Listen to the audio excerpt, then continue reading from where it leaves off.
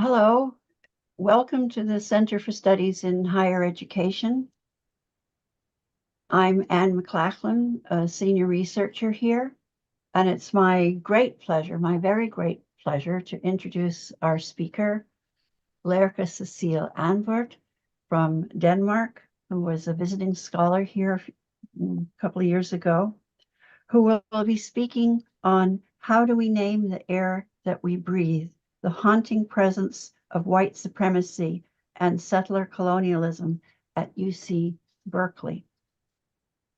Lærke is a PhD candidate from Aarhus University in Denmark, holds an MSc in anthropology from the University of Copenhagen, and an MSc in gender studies from the London School of Economics and Social Sciences.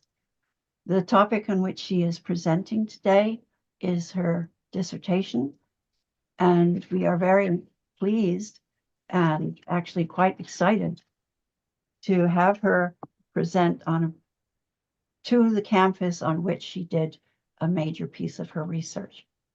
So Lærke, please go ahead. Thank you so much, Anne. And thank you to the Center for Studies in Higher Education for hosting me, and to Shanshan for organizing all of this, and also for hosting me back in 2021-22 as a visiting researcher. And as you say, Anne, that's where I did all the field work for the dissertation that I'm now writing up, and also what I'm going to present on today. And then I want to make sure that I thank the students and the staff and the lecturers at UC Berkeley who were kind enough to share their perspectives with me during the time that I was in Berkeley.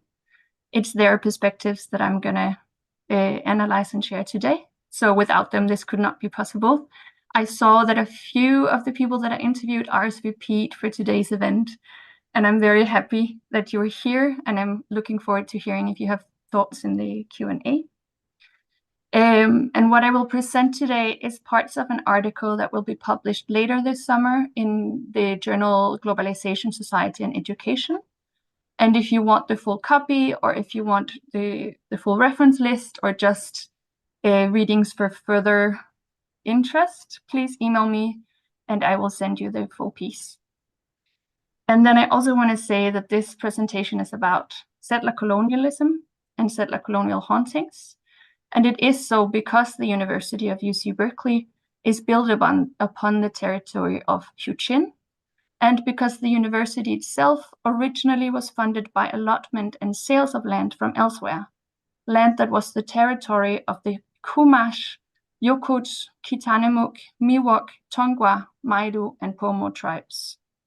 At the time when I was at Berkeley in 2021 and 22, students or students who were actively engaged in social justice issues, I should say, were increasingly concerned with settler colonial beginnings of the university. And that is what I'm going to tell you in this presentation. And as is evident from the student protests that are happening across the US today, students now include other colonial and occupied territories in their critique. And I think we can also return to this connection between student activism now and then by then I actually mean just a few years ago, where it was very different, and the empirical data that I base my research on. So if you want to return to that in the Q&A, I think that could also be very interesting. And then I'm going to try and share a PowerPoint with you.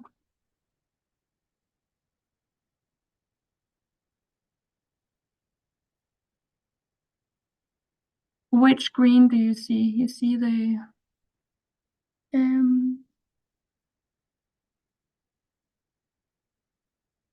sorry. I see. Now this is good. We just see the screens on the side to go down. Yeah. Yeah. So I think, okay, now it's in the main screen, but yeah, with the information about the with next. okay, I'm gonna do it with the information so that time doesn't run out.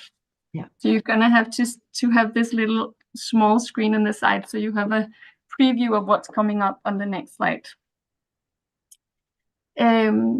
I built my analysis on ethnographic fieldwork, that's generated at UC Berkeley physically from October 2021 until April 2022, and sporadically online from 2020 until 2022. And through participant observation, interviews, and document analysis, I sought to map out and analyze student activism that is focused on social justice issues on the University of UC Berkeley.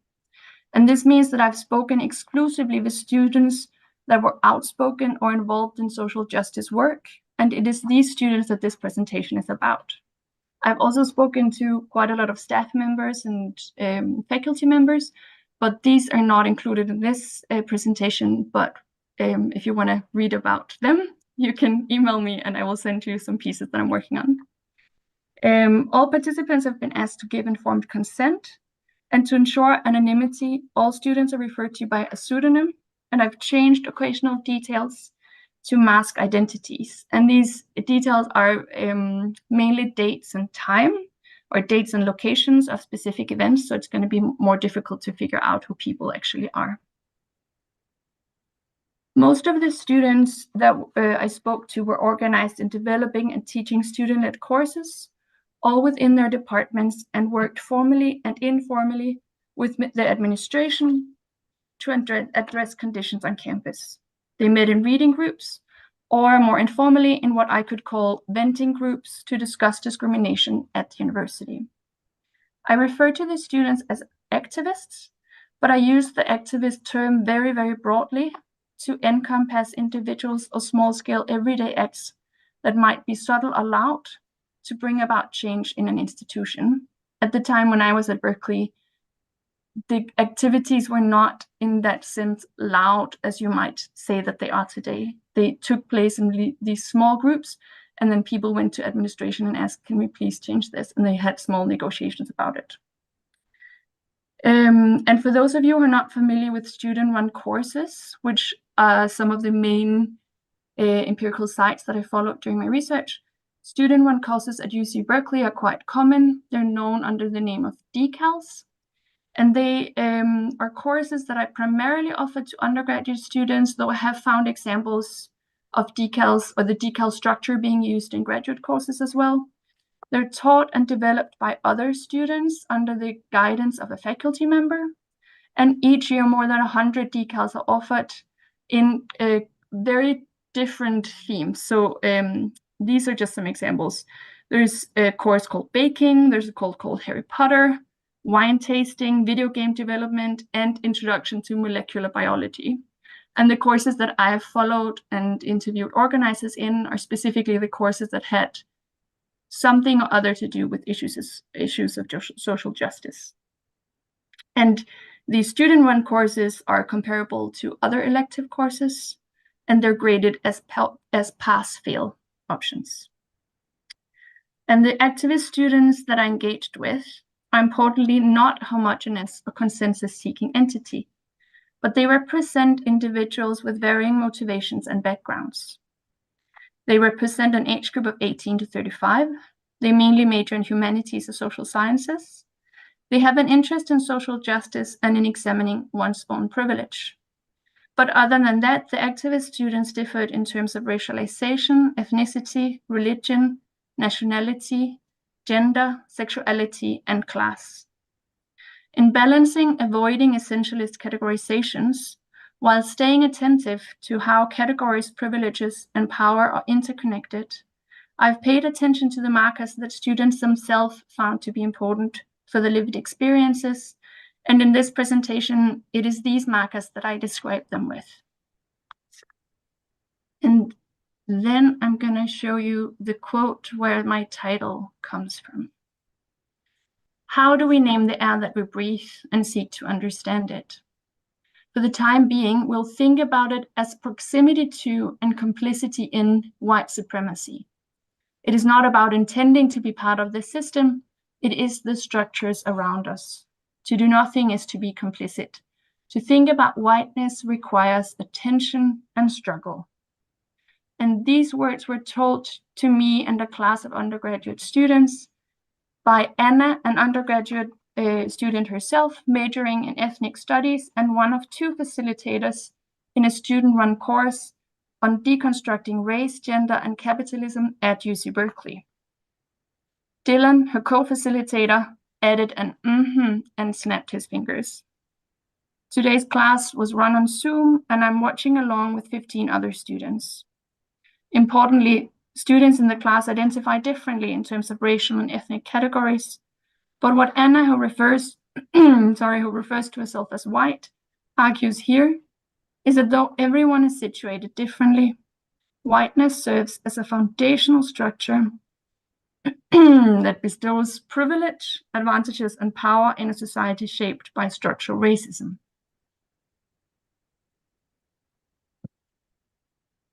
In this way, in Anna's words, it's not about intending to be part of a structure, but rather about the fact that whiteness is already all-encompassing, present in architecture, norms, and relations, not unlike what Sarah Ahmed have previously argued.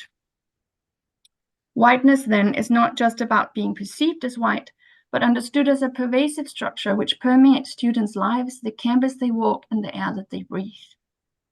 Breathing sustains life, but the allusion to air in Anna's presentation also points to the polluting, invisible, and unavoidable qualities inherent in it.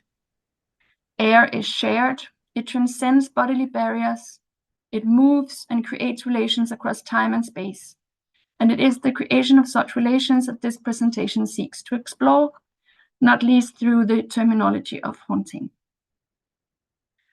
It has become quite popular in scholarly work to reference a haunting of the past, an unsettling or maybe uncanny feeling of shaking former well-established truths by pointing to forgotten, invisible, ignored, or silenced narratives and histories.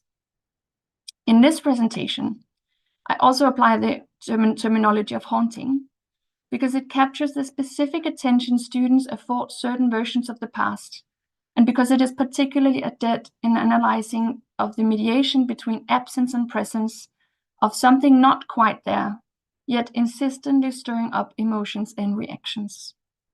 As such, I use the terminology of haunting to show that students are simultaneously troubled by the past and evoke it for activist aims. That is, they're called upon by the past, but they also call it forth. In choosing to work with the terminology of haunting, I am acutely aware of the risk of reinscribing colonial relations. The spectral turn in examining colonialism in North America is far from original. The trope of the disappearing or assimilating indigenous people described as noble, but also as demons, apparitions, or ghosts, have been popular in American literature for at least 300 years. According to geographer Emilia Cameron, this enduring trope and the more recent explosion of scholarships on hauntings risk replaying settler complicity, while neglecting to mobilize for change in the present. In other words, by employing the terminology of hauntings, there is a risk of overlooking injustices in the present against people who are very much alive today. However, by privileging the perspective of the activist students, my analysis shows that the past is activated and relocated in the present to promote change.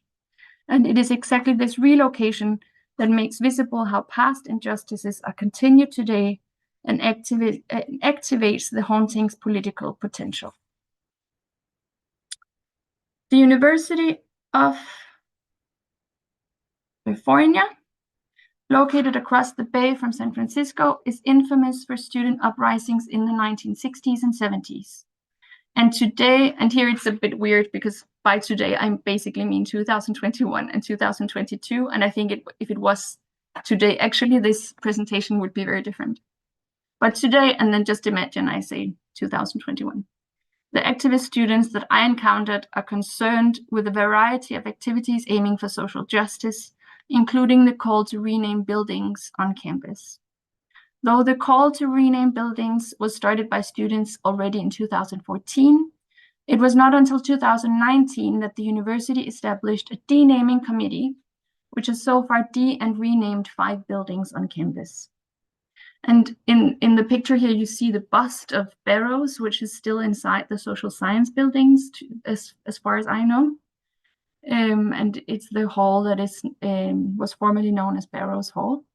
If you happen to be on campus and have news about whether it's been moved or a plaque has been put up, I would be happy to get an email with new information.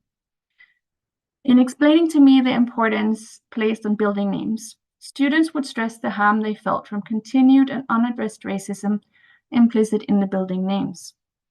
One of the first buildings to be renamed was the Social Science Building, formerly named after David Prescott Barrows, the president of the UC system from 1919 until 1923. Barrows was also a keen promoter of US imperialism and argued for the inferiority of non-white races. For years, the Black Student Union fought to rename the building.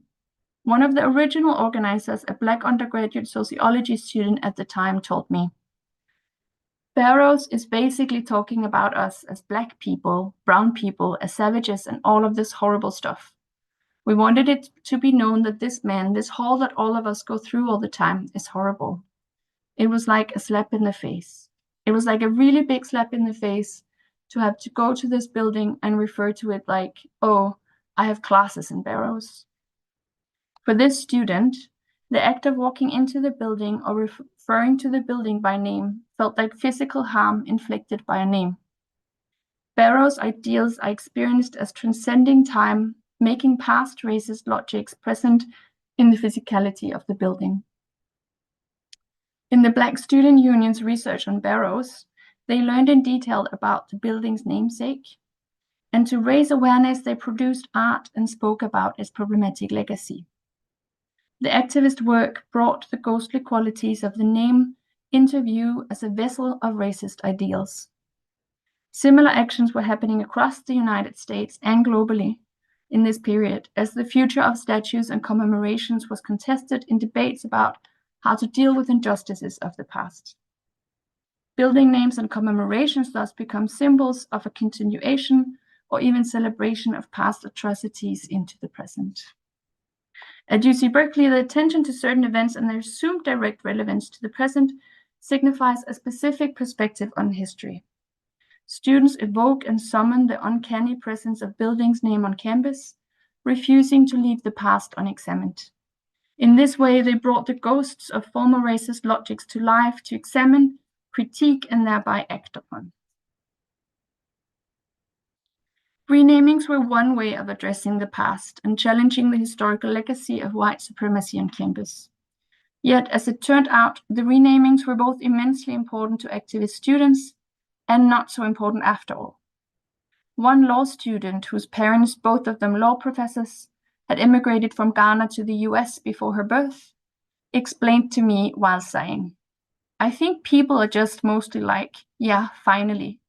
But honestly, I think there's so much more, just bigger things in people's minds." This sentiment captures both the relief felt when the issue of renamings were finally addressed and the realization that renamings alone were insufficient to tackle the broader concerns, often equated with tangible changes such as funding, scholarships, and support for marginalized students.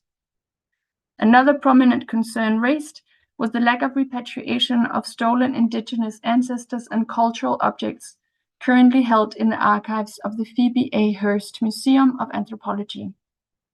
The human remains were excavated or stolen by archaeologists, anthropologists, or in some cases military personnel, or have been donated by other museums and individuals over the years. The museum houses remains from a variety of different nationalities, ethnicities, and races, though mainly those of Indigenous people from the Americas. In the versions that students relate to me, though, the remains kept in the archives were exclusively those of Indigenous people collected across the US, if not California specifically. Ironically, the museum is housed in a renamed building, previously known as Crowbar Hall, now referred to as the Anthropology and Arts Practice Building. The building was renamed, among other things, because of Alfred Lewis Crowbar's role in categorizing Indigenous tribes thereby aiding the government in determining federal status. This categorization hierarchy today carries tremendous political consequences, as non-recognized tribes find themselves without legal protection in many areas, including the right to demand repatriation of ancestral remains. A state audit from 2020 reported that only 19% of the collection has been repatriated per the legal framework in place since 1990. And for those of you in the US, this framework is NACPRA that you probably all know about, but from us in Europe, it might be good to know that this is actually a legal requirement that should be followed. But the fact that UC Berkeley has only returned 19% of their collection makes UC Berkeley one of the slowest federal institutions to repatriate. The connection between renamings and the ancestors held at the campus came up repeatedly in my interviews.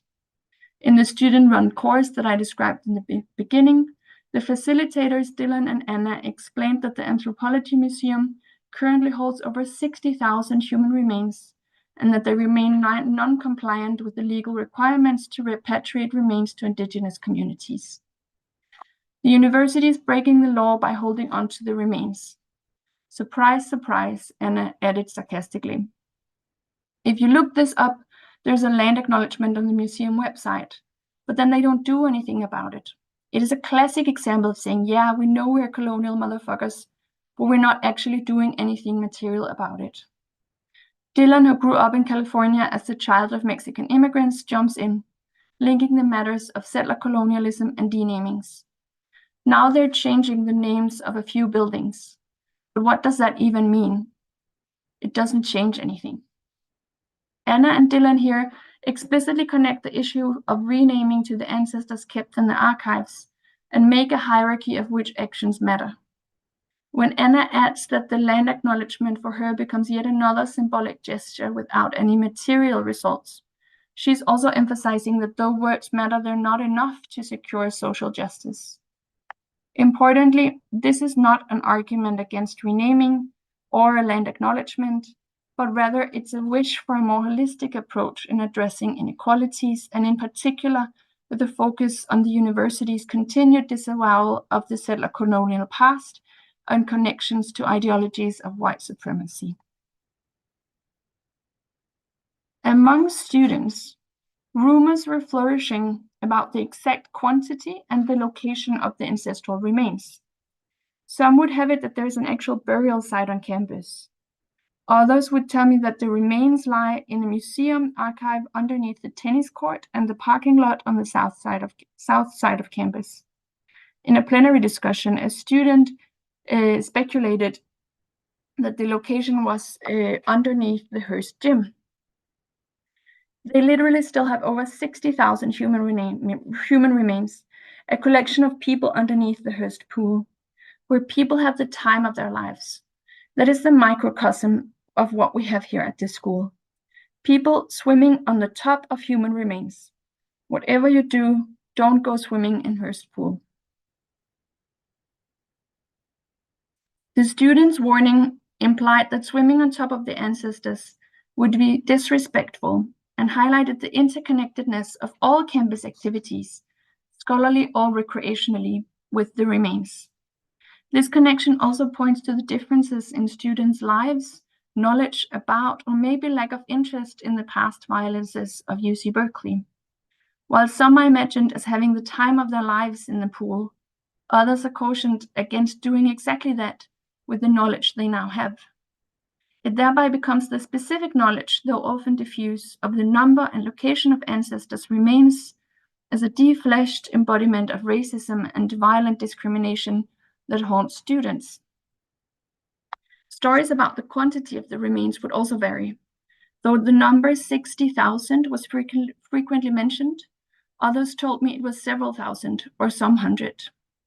The student newspaper in 2020 reported that the museum held 80,000 individuals of Native American descent, and the National Park Services reports the number to be 9,000, thereby making UC Berkeley the owner of the largest collection of unrepatriated Native American remains in the US. Still, other students would tell me it was the remain of just one individual. And here I want to say that it has been quite difficult for me to figure out the exact number, and if different sources tell different things, which is also why I include different sources to explain some of the apparent confusion among students as well. If both human remains and funerary objects are counted, the number is in fact about 500,000. But one graduate student told me, speaking of one individual, this university was built on native land. And for a long time, the university, I don't know if they still have that, but they had the remains of an indigenous American, like at UC Berkeley.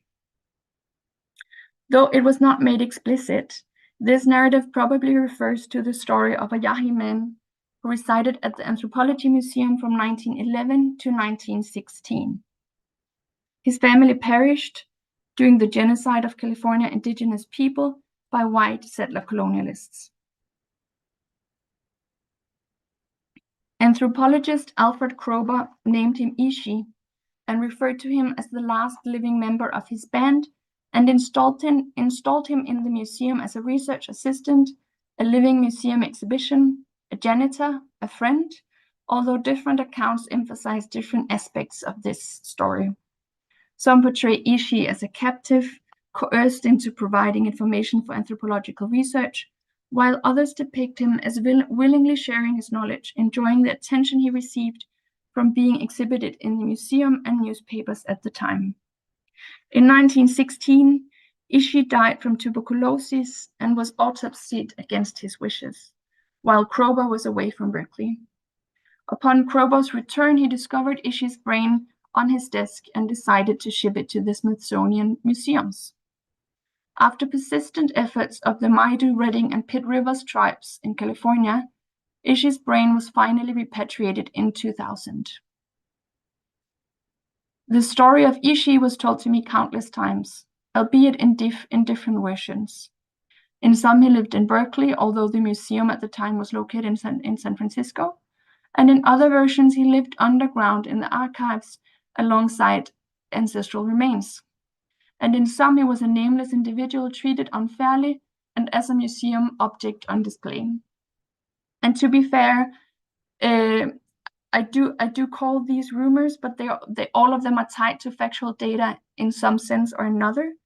Ishi was widely known in San Francisco at the time, and he served as a living exhibit at the museum.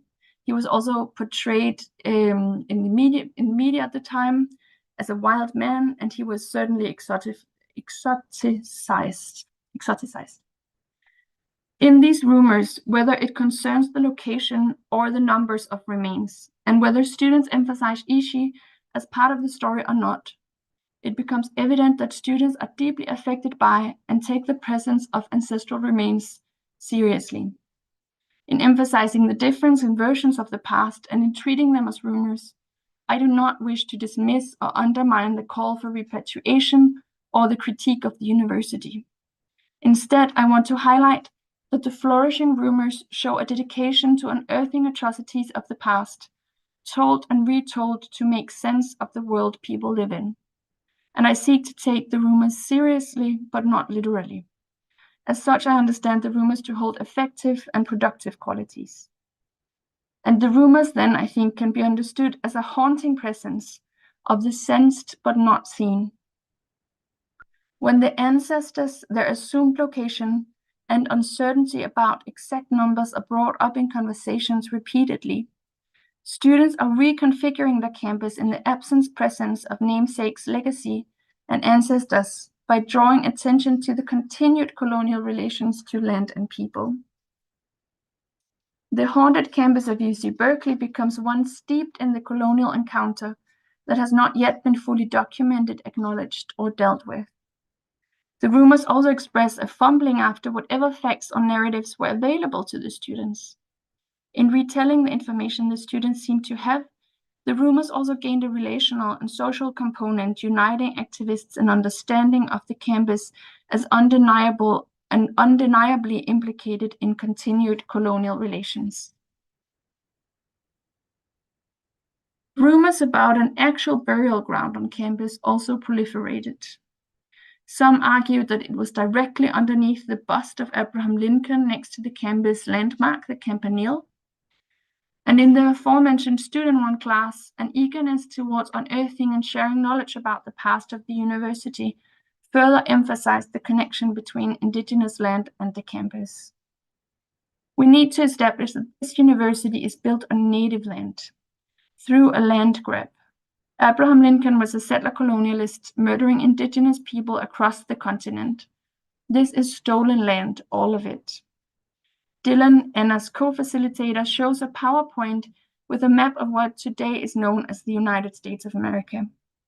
Overlaying the state borders, other borders are drawn to demarcate when and how indigenous land was seized by or ceded to the US government. Anna takes over. UC Berkeley is operated as a real estate company, she says. They sold plots of land and got interest payments. Dylan adds, find out whose lands you're on and keep it in mind. This university is built on violence. What Anna and Dylan are referring to here is UC Berkeley's beginning as a land-grant university, often called land grab university by the students.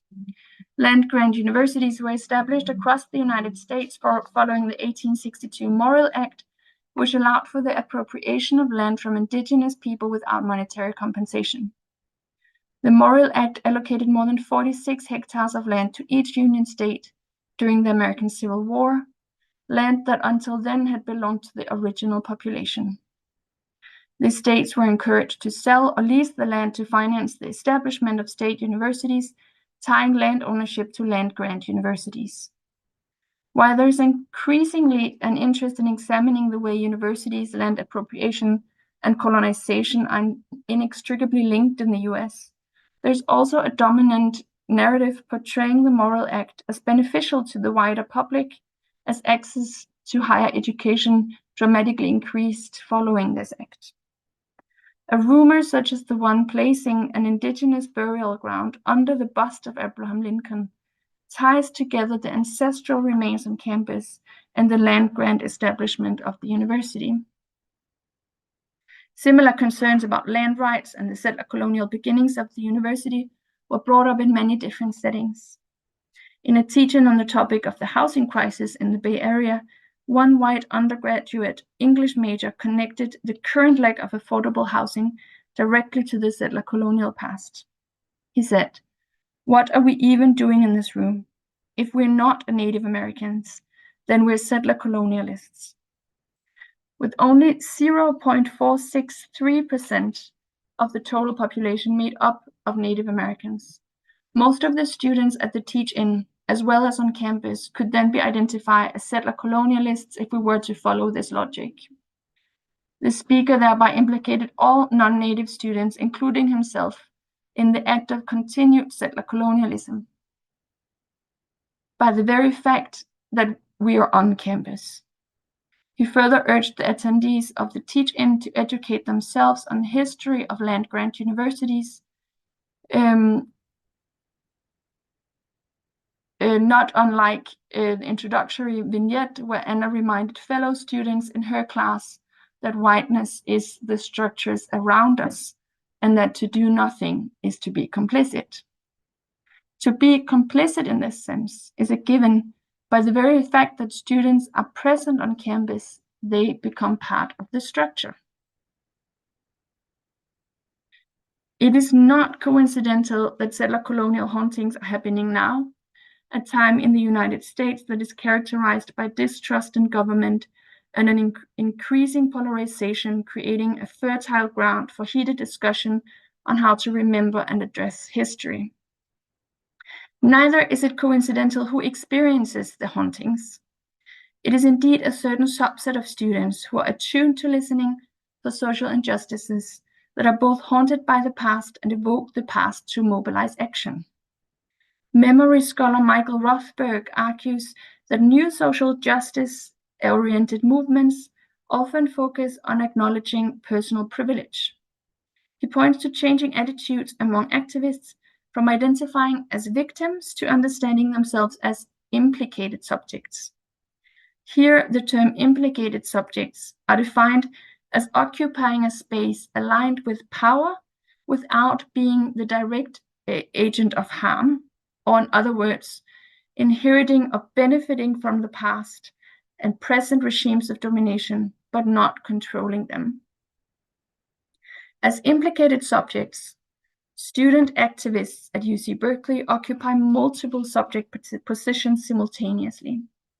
In their perspective, they are both overburdened by working for social change at the university, and some of the students experience discrimination in society because of their ethnicity, race, religion, gender expression, or sexual orientation.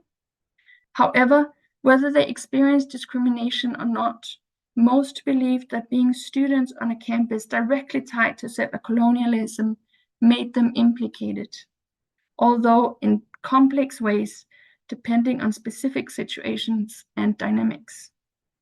By merging a sense of implicatedness with attention to past injustices, a powerful incentive to action arises, and as implicatedness offers a possibility for action. When students understand themselves as implicated in ongoing historical injustices due to their association with the university that has yet to adequately address its colonial past, they are driven to take action, primarily in the form of seeking knowledge, raising awareness, and asking for accountability from the university. It is evident in the importance placed on the responsibility to be aware and to address continued historical injustices on campus. Importantly, the critique voiced by activist students towards the university is primarily directed at a structural level. So that by this I mean that their focus is on holding powerful institutions accountable for instigating change. So by understanding themselves as implicated subjects, students do not seek to shift the primary responsibility onto themselves, but to create possibilities for collective and individual action. Recognizing their implicatedness highlights how individuals are entangled in events that may initially appear beyond the agency of individual subjects, without detracting from the critique of structural inequality.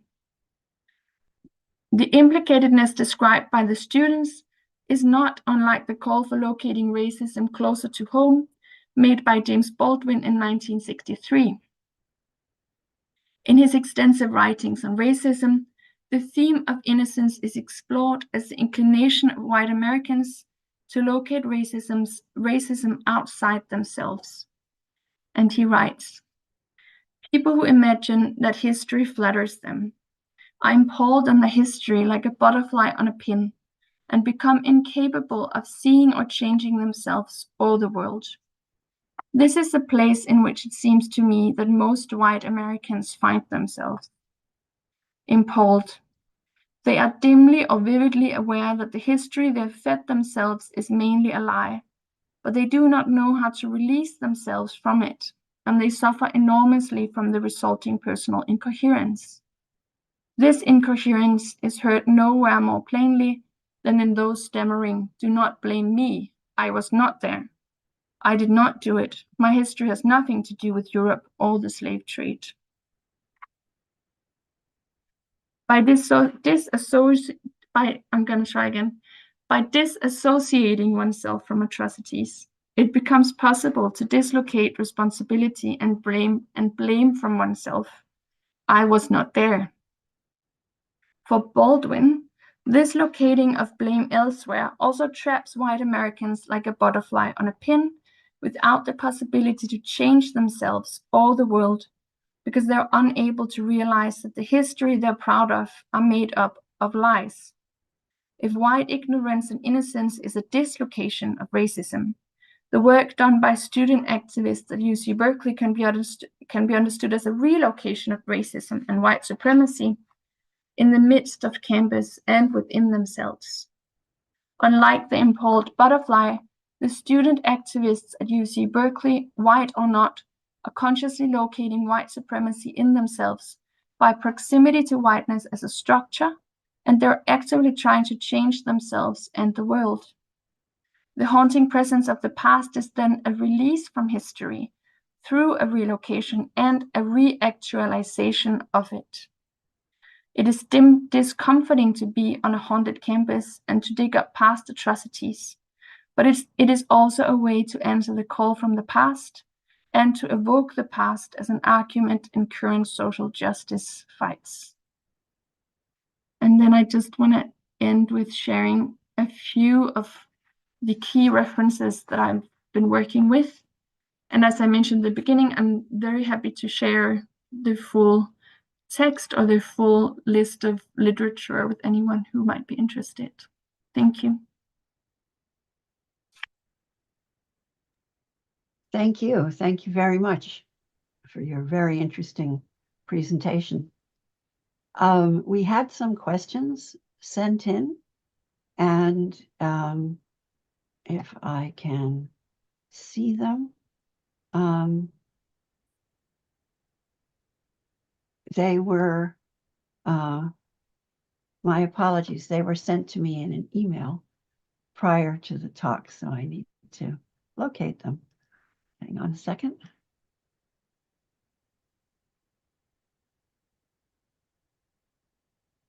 I think Shan just shared them in the chat. That would be handy. Right. So the first question, how do we get out of a binary jam of standard versus revisionist perspectives and move toward a more broadly embracing understanding that takes in all voices? Boy, that is a $64 question. So my own little editorial remark is good luck with that one. Thank you. If I understand the question correctly, and I'm not sure if I do, it's about how to embrace all voices, no matter what perspective they might have on history. And I would say I probably don't think that is possible. I ascribe to the understanding that history might always be revisionist, or at least it might always be under development, depending on where in the current history we are. The way that we understand the past has to change and will change inevitably. And the key events that we pull forward as the ones that we place importance in will also change. Parts of the sort of fights, or the not fights as in physical fights, but the disagreement between students and administration when I was at Berkeley was very much that they placed different emphasis on different key events. So many of the students that I spoke to were quite disheartened to learn that the campus emphasized the perspective of the 1960s and 70s student demonstrations and the anti-Vietnam War protests and the Freedom Summers. And then they arrived on campus and they found maybe it wasn't super left-leaning after all. And they were disappointed by that. Mm-hmm. And they were also disappointed by the fact that that the student administration and the campus as itself, they have all these banners on campus that says, remember Mario Savio, remember the free speech movement, but they have nothing similar that commemorates the history of the land-grant university. So the students repeatedly, I think this is why it's like a competing narrative of the past, 1862 or 1964. It's like two key events that different people emphasize at different times. Okay, thank you. Not an answer at all at this question. Well, history will always be developing. As a historian, I naturally would like to respond, but I think in justice to the audience, I should ask their questions first. Maybe I hope we can circle back again. I would love to hear your response. History is always revisionist.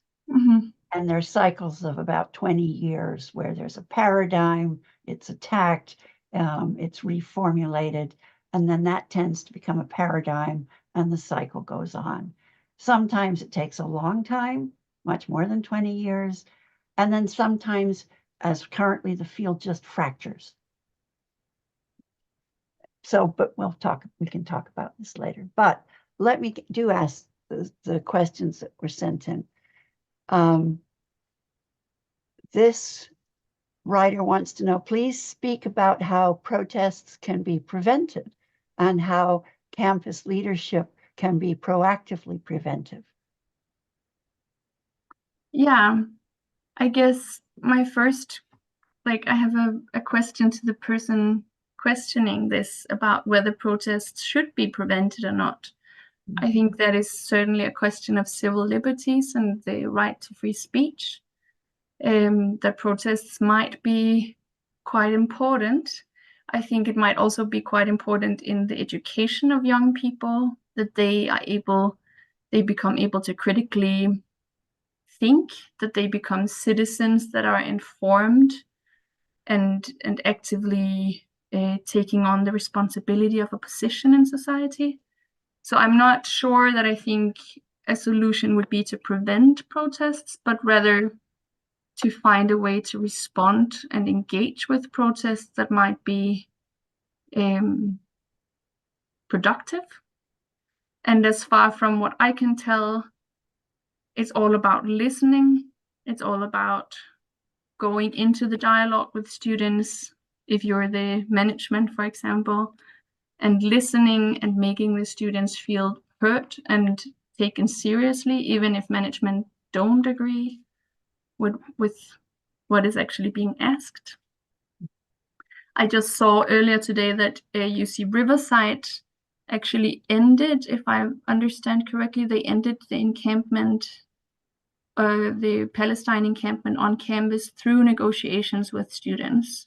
So it's definitely possible to have conversations and to listen to the people who are protesting, even if one doesn't agree. Thank you.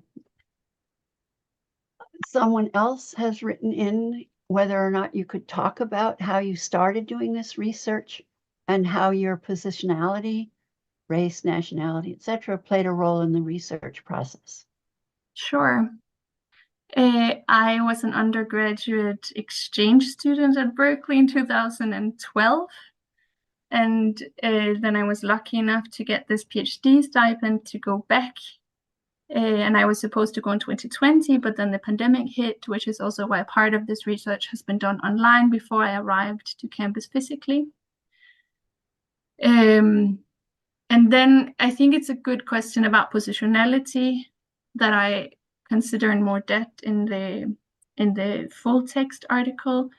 As a white researcher and as a Northern European researcher, I think there are a lot of things in my positionality that I share with the students that I've spoken to, and a lot of things where I differ. There are certain events and, or maybe I should say, first of all, in my interviews and in participant observation situations, a common sharing of perspectives of privilege and positionality has been ever present. So in all of my conversations with students, we've had conversations about our own privilege, our own positionality, and how that might affect our conversation. And then there's been different things that, because of my whiteness, I have not participated in. So there has been different separatistic spaces that I've stayed outside of, but to include the perspective of those students, I've then interviewed them instead of doing participant observation with them. And then I must say that I think a lot of the work in doing this research has also been to figure out the norms of the student groups and to try and follow and respect those norms as closely as I could. So, for example, students would talk about re-traumatizing questions.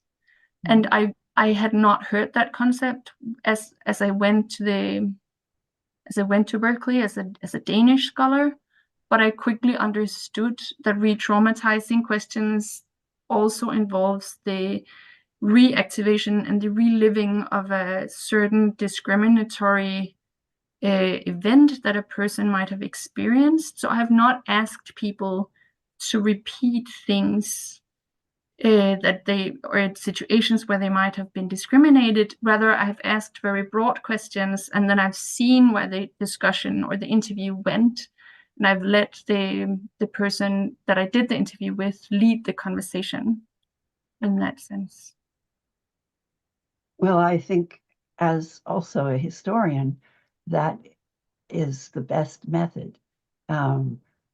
I perhaps should not be applying a value judgment here, but I'm very impressed with your presentation because you have given a voice to many disparate kinds of student voices and made it into a comprehensive set of understandings, which I think is a very important thing to do and to have done and to make it available, because I do believe there is a subsequent question which seems to suggest that there is no ear for critical voices. Although my own perspective as an academic and an inhabitant of this community is it's all about critical voices in the intellectual sphere and much less about critical voices in the administrative sphere, because the faculty and the administration are two quite separate bodies of persons with very different goals and very different needs to express themselves, shall we say. So, and for that too, I appreciate your presentation because it is entirely the student voice.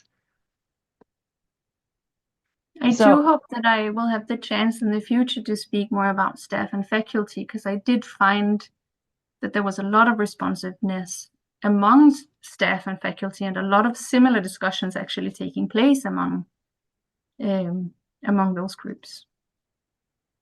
Well, of course. I mean, as a participant as well as an observer here, yes, indeed. I'm somewhat, well, let me just read this question. Higher ed is there to confirm how wise me and my confreres are and how depraved our opponents? No. I don't believe your discussion reflects that at all, but maybe you care to respond to it. I am not sure if I understand the question. I'm sorry. Well, I think it's rolling the incredible diversity within all of the participants within higher education into one blob that considers itself always wise. And that people who are critical are opponents.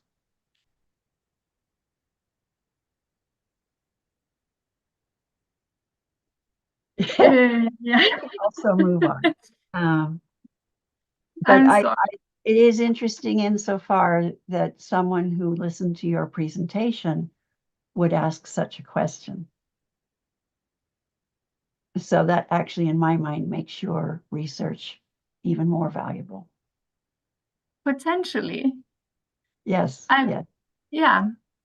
I guess I'm wondering if the critique inherent in the question is whether the students always feel that they are wiser than other people. No? No.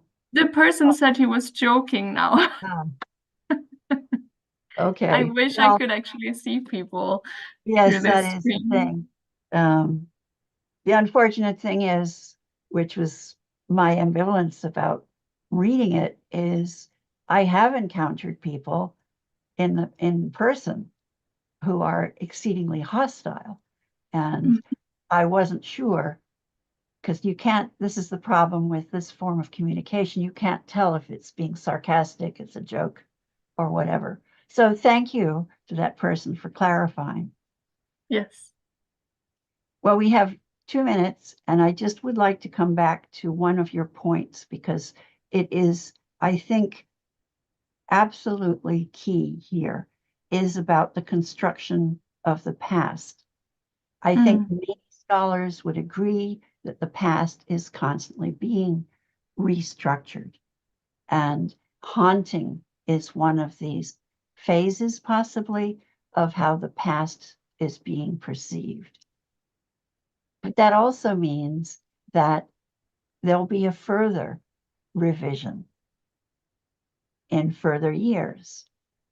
And I'm wondering if any of the students felt that a revision or an acceptance of their point of view would be in the offing, and whether or not they might see it occur. So you're asking whether if the university entered into dialogue with the students and also No, I'm started asking what the students themselves, if I understood it, the students themselves were talking about the reconstruction of the past so that the former horrible things, for lack of a better term, are brought into the present, critiqued, but nothing stays the same. It moves on. So did they have expectations or an analysis, or did it go any further? That's what I'm asking. Yeah, I think the way that it mainly came up were through these undercurrents, and this is one of the reasons that I call it rumors, because it wasn't super tangible in our conversations. Right.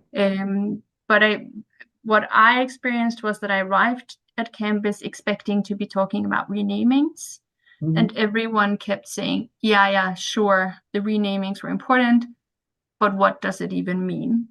And I think at the time that I arrived, there had already just been a shift, and that shift had taken place from when the students were actively engaged in renaming buildings, and then the administration actually responded positively in the sense that they took the students seriously and did a renaming committee, made it quite bureaucratic to get a renaming done, but possible. And then the students' attention shifted. That I think that is one way that we could see it. But I think they're also, the students today, they're also inspired by abolitionist thought, by the Black Lives Matter protests during the pandemic era. And they're inspired in the sense that it's some of the same key events of history that is being drawn out as being the key events that are important, and where they draw direct connections from the past to the continued injustices of today. Yeah. So it will be ongoing. I think so. Yes. And I think one of the, if we have 1 minute to talk about the protest going on campuses today, I think that is one of the places this is going as well. That then it's about settler colonialism, but outside the borders of the U.S. But the logic that I've seen on social media, because I want to make sure to say that I'm not based in the US anymore, and I'm sure that there are people in the audience who know much more about the current protests. But from what I've been following, the same logic seems to be going on in the encampments as the logic that I'm trying to explain in this article, namely the logic that we're implicated by the very fact that the tuition fees might go towards investment in the weapons industry, and therefore we as individuals need to speak up. So I think there's the same sense of implicatedness going on in the current student protests today. Well, if we had enough tuition fees to invest, that might be the case. You think the money comes from the donors? Well, no, it comes from the federal government, because they're one of our major financial sources. It comes from a whole variety of sources, and tuition stays in the realm of student expenditures. It never leaves the campus. So that's, but that doesn't mean there aren't campus investments or university investments. There is a further comment, but we are now running over time. So I can just say thank you to the suggestion from the comment. About Rolf Nader, yes, indeed. And I thank you very much for giving this presentation. And I imagine that our listeners are feeling far better informed in a more systematic and scholarly way about student ideas. So thank you again. Thank you.